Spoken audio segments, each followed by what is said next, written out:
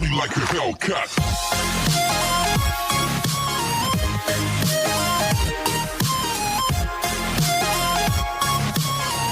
John time stop करके वहां से जाने लगा था और रास्ते में भी वो बस चैन के बारे में ही सोच रहा था। यहाँ टाइम नॉर्मल होता है और चैन और लुई दोनों एक दूसरे से बातें करते हैं कि ऐसा लगा जैसे अभी थोड़ी देर पहले टाइम रुक गया हो। चैन लुई को मना कर देती है शादी के लिए। वो कहती है मैं बचपन से सिर्फ तुम्हें अपना दोस्त मानती हूँ। थोड़ी देर पहले मैं तुम्हारी बातें सुनकर हाँ बोलने वाली थी, लेकिन मैं तुमसे प्यार नहीं करती। चैन लुई के लिए बहुत ज्यादा बुरा फील कर रही थी, तो लुई उसको हक करके कहता है कोई बात नहीं, तुम मुझे प्यार नहीं करती तो मैं बस ये सुनकर खुश हूँ कि तुम थोड़ी देर पहले मुझे हाँ तो बोलने वाली थी। यहाँ जॉन उसी जगह पर आया हुआ था जहाँ पर उस लड़की ने उसको जान बचाते हुए अपनी जान खो दी थी। वो उसको याद करता है। यहाँ लुई सीमी के पास आकर अपना दुखड़ा रो रहा था कि चैन ने उसे फिर से रिजेक्ट कर दिया। न जाने वो मेरे प्यार को कब समझेगी। यहाँ चैन की मॉम और चैन का भाई चैन के घर आए हुए थे, तभी चैन के लिए कोई गिफ्ट देकर चला जाता है। चैन की मॉम उस गिफ्ट को खोलकर देखती है और देखती ही वो बहुत ज्यादा डर जाती है क्योंकि उसमें मरा हुआ चूहा था और ये पिक्चर भी। ये देखकर चैन भी डर जाती है और चैन का भाई उस पिक्चर को देखकर जल्दी से उसके पीछे भागने लगता है। जो भी ये गिफ्ट देने के लिए आया था वो उसके पीछे भागता है, लेकिन वो वहाँ से जा चुका था। यहाँ चैन की मॉम चैन को ये सुना रही थी कैसे फैन से तुम्हारी एक अफवाह की वजह से तुम्हें इतना हेट दे रहे हैं। तो चैन कहती है कि ऐसा नहीं, कुछ लोग अच्छे भी है, उस टेडी बेयर को किसी ने भेजा है मेरे लिए। चैन की मॉम और चैन का भाई वहाँ से जाने लगे थे, तो चैन की मॉम चैन से पूछती है कि लुई से तुम मिली थी कल, उसका सरप्राइज कैसा लगा तुम्हें। तो चैन कहती है तो आपने ही बताया था उसे उस जगह के बारे में। तो चैन की मॉम पूछती है कि क्या उसने तुम्हें फिर से प्रपोज किया। तो चैन कहती है हाँ प्रपोज किया था, लेकिन मैंने मना कर दिया। एंड यहाँ जॉन इनकी सारी बातें सुन रहा था लिफ्ट में, क्योंकि वो लिफ्ट से आ रहा था।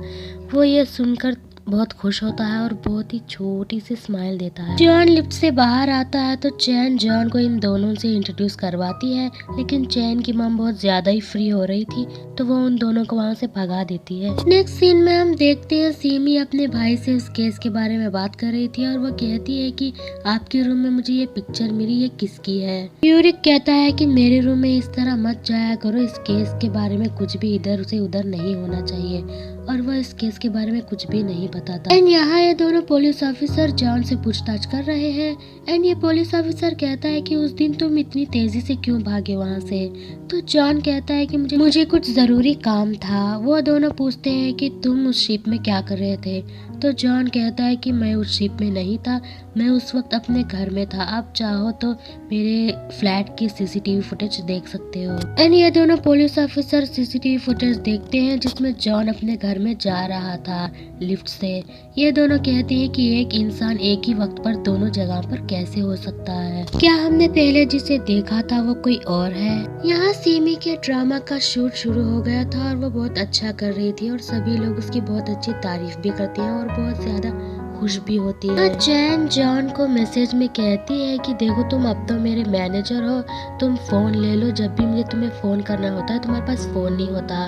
एंड जॉन जाकर फोन ले भी लेता है। यहाँ लुई अपने डैड से कहता है कि हम चैन को ड्रामा में या फिर मॉडल की तरह ले लेते हैं, वो बहुत ज्यादा फेमस है तो बहुत अच्छा होगा।